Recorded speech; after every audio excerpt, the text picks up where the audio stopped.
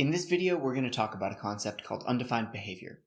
C++ has some rules that you aren't allowed to break in a valid program. A correctly written program follows all of these rules.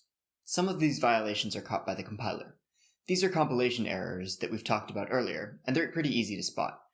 The compiler can't actually build a program that contains any of these, so you'll immediately know when they happen. But there's another type of way you can break the rules in a C++ program that can't be caught by the compiler. Programs containing this type of behavior are technically wrong, but in much more subtle ways. Sometimes it might not even be apparent that anything is wrong at all. This is called undefined behavior. We'll start off with a very simple example of undefined behavior, something that you might have seen or even written already.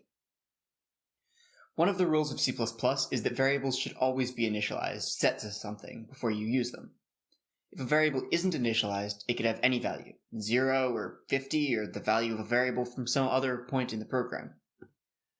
The compiler assumes that there's no undefined behavior anywhere in your program.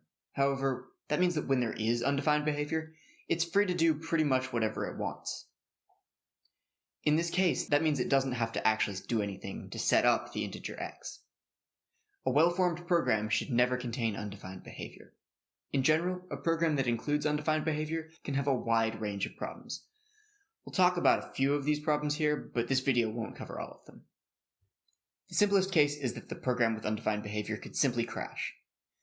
Although this sounds bad, this is probably actually the best possible case. At least when this happens, you know that there's something wrong and you can go back and fix it. It could also give garbage values. This can be a bit harder to track down, especially when you have a lot of complicated logic. The program could also work exactly as you'd expect. You'd think that this is the best case, but it can actually lead to some pretty tricky bugs. That's because the behavior can be different in different scenarios. It could give different results with different compilers, with different compiler settings, on different computers, every time you run it, or when you change some unrelated code in the program and recompile it. Because of this, a piece of code with undefined behavior could seem to work perfectly fine at first, only for its problems to be discovered years down the line when some new change causes it to surface. As you can imagine, this can be incredibly frustrating. Let's see some more examples of undefined behavior. We'll start off by compiling and running the code that we saw earlier. In this program, the variable a is never set to anything, so reading its value is undefined behavior. Compiling this program under GCC and running yields 0, which seems like a pretty reasonable expectation for the default value of an integer. However, that doesn't mean that this code is fine. You can't rely on this behavior being the same, and it would be perfectly reasonable for a future version of GCC or a different compiler, or even for the same compiler if code were changed in some other point in the program, to give a different result. For an example of a more unexpected result, let's look at this program. See the problem? F is supposed to return an integer, but it isn't returning anything at all. Let's see what happens when we run it. There are different modes that GCC uses to change the specifics of how your code is compiled. Compiling this program with GCC in optimized mode prints 0 when the program is run, like in the last example.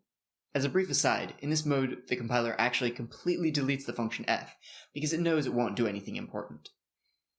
But when we build it in debug mode and run it, it gives a different result every time. Clearly, this behavior is unreliable. It's easy to imagine this sort of behavior creating very tricky and hard to track down behavior. In fact, many of the nastiest C++ bugs boil down to undefined behavior. Many security vulnerabilities have in fact been caused by undefined behavior and exploited by hackers. However, if you actively think about what types of undefined behavior you might be creating when you're writing code, you'll be a lot less prone to these types of bugs. Throughout this course, we'll run into quite a few examples of undefined behavior, and we'll point them out as we come across them. From what we've seen so far, undefined behavior can be caused by not returning a value from a function, using the result of an uninitialized variable, or dividing an integer by 0.